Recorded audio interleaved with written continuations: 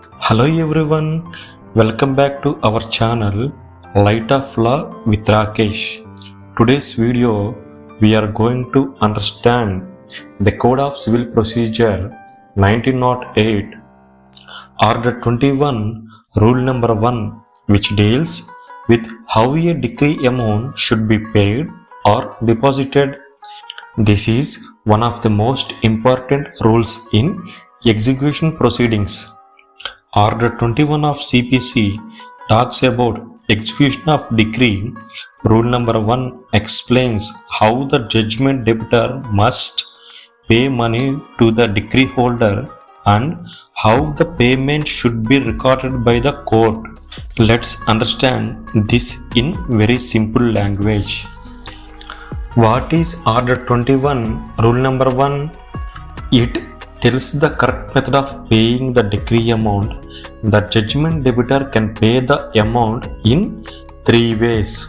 Method 1. Pay directly to decree holder. The first method is direct payment to the decree holder. Important points. Payment can be made in person, through bank transfer, UPI, check or cash. The decree holder must give a written receipt. This receipt can be filed in court as proof of payment. Method 2. Deposit in court. The second method is depositing the amount directly in the court. How? The judgment debtor files a challan or court deposit slip. Deposit the amount in court treasury. Court issues a receipt. Decree holder can withdraw the amount from the court. Method 3. Through postal money order. The third method is sending the amount to the decree holder through money order, clearly mentioning case number, court name, decree details and judgment date. Notice to decree holder.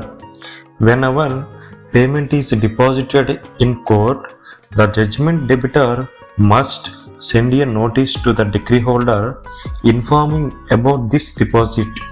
This notice is very important because it stops further interest from the date. Interest stops. This very important. As per Rule 1, Sub-Rule 5, if the judgment debtor pays or deposits the amount properly, interest stops from that date. This is a major protection to the judgment debtor. Example, if the decree amount is deposited on 1st January 2026, so no interest will be calculated after 1st January. Why this rule is important? It prevents unnecessary harassment to the judgment debtor.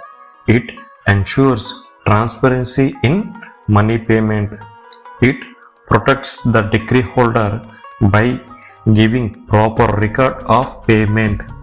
It avoids false claims in execution petitions. Practical court example. Suppose a decree holder files an execution petition for rupees 1 lakh. Judgment debtor deposits rupees 1 lakh in court.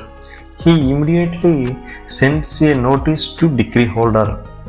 Now, this execution petition court will record this payment.